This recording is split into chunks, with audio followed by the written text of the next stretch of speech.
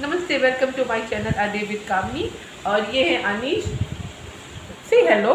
नमस्ते। हाय। नमस्ते। से से आप कौन है? नमस्कार। नमस्कार, आप अनीश हैं? अनीश है। से मुआ। देखिए,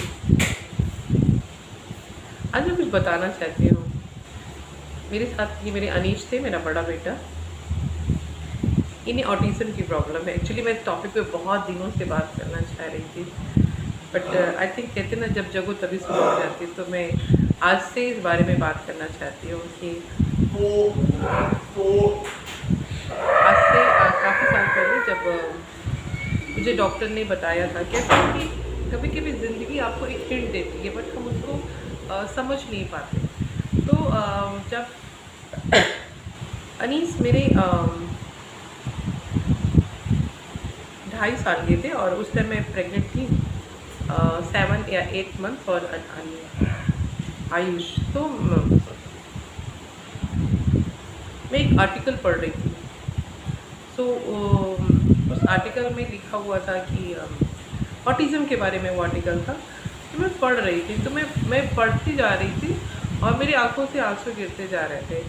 तो मैं ये सोचने लगी कि जिन पेरेंट्स के बच्चे ऐसे होते होंगे, ऑटिस्टिक होते होंगे, क्योंकि उन्हें कोई और प्रॉब्लम होती नहीं है, बस वो कम्युनिकेशन प्रॉब्लम होती है। वो आई कांटेक्ट नहीं देते हैं, वो अपनी बात एक्सप्लेन नहीं कर पाते, बट वो समझते सब कुछ है, तकलीफ उनका, पेन उनका, एवरीथिंग, बट एक्सप्रेस नहीं कर पाते हैं। तो वो उनका एंगर आता है, गुस्से में काफ़ी समटाइम बहुत वायलेंट हो जाते हैं।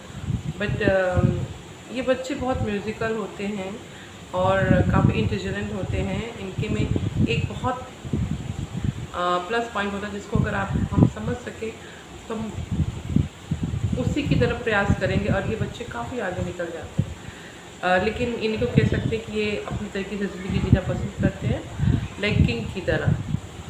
इन्हें ऑर्डर देना पसंद है, ऑर्डर लेना पसंद नहीं है। तो बात ये हुई कि तो जब मैं वो पढ़ रही थी तो मुझे रोना आ रहा था। ठीक 3 महीने बाद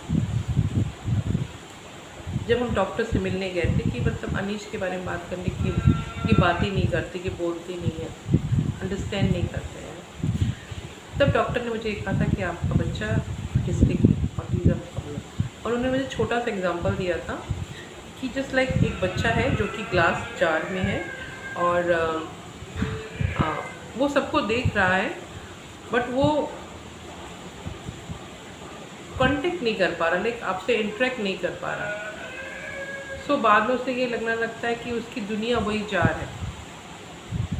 तो ऐसे में हम पेरेंट्स को ये होना चाहिए कि हम कोशिश करें कि उस जार को ब्रेक करने का।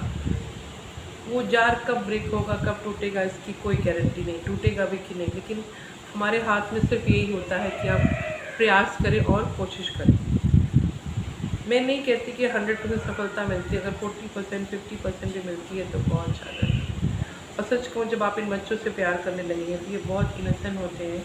इनके में कुछ तेरा मेरा नहीं होता है, ऊंच नीच नहीं होता है, गलत सही नहीं होता, बस ये आपको प्यार करते हैं, गुस्सा होते हैं, एंगर होता है। तो थोड़ा वो पार्ट थोड़ा सा डिसअपॉइंट कर देता है कभी कभी पेरेंट्स को, और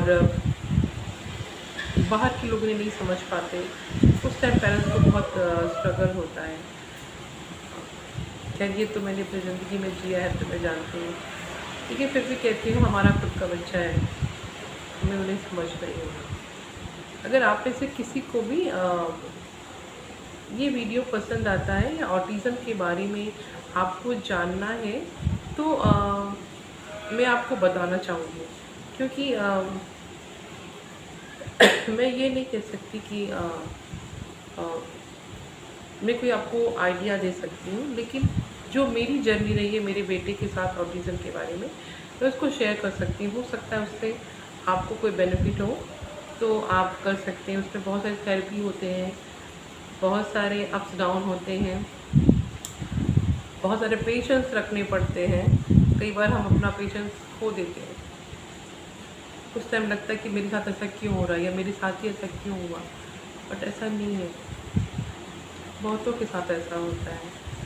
बट तकलीफ़ उस बात पे होती है जब ये सोसाइटी जब आपके अपने खुद के रिलेटिव आपको अंडरस्टैंड नहीं करते,